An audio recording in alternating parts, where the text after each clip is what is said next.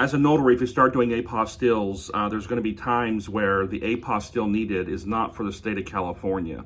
I had a call for a gentleman who had 2 birth certificates from Nevada that he needed to have apostille. And of course, we can't do those here in California. They need to go to Nevada in order to get them apostilled. Whenever I have an out-of-state apostille, I don't take any chances. I call the Secretary of State in that state to make sure I'm doing this properly.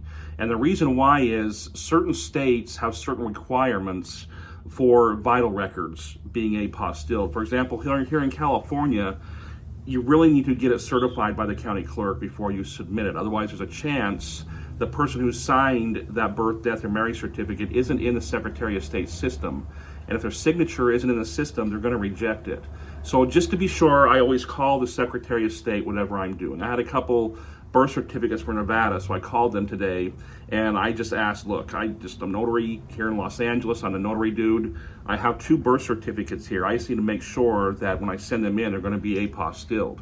And she said, yeah. I explained to her what I had, what it said, who the signature was, and come to find out, these birth certificates were able to be apostilled.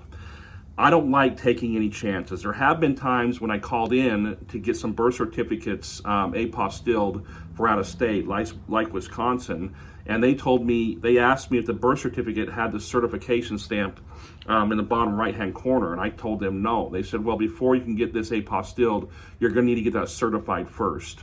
Good thing I asked, because I would have mailed that in, and their processing is like 4 to 5 weeks, and I would have got a rejection letter back. So I always try to call in to the Secretary of State of where I'm processing the apostille, just to make sure they don't have anything that needs to be done to the document I had before it could be apostilled. Now, by doing this, I understand that it's going to take time.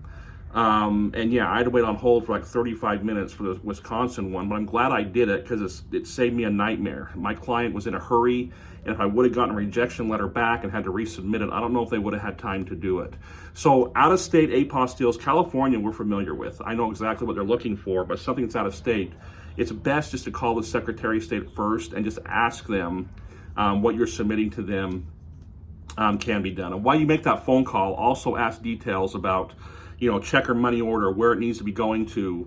Some states don't accept FedEx, so you need to make sure that if you're having it mailed back to you, you give them the correct carrier, so it's not going to delay things. My name is Rufus. I'm a notary dude here in Los Angeles, California. If you have an apostille that needs to be processed, you can hit me up. If you're a notary looking for apostille training, reach out. I have a fantastic training.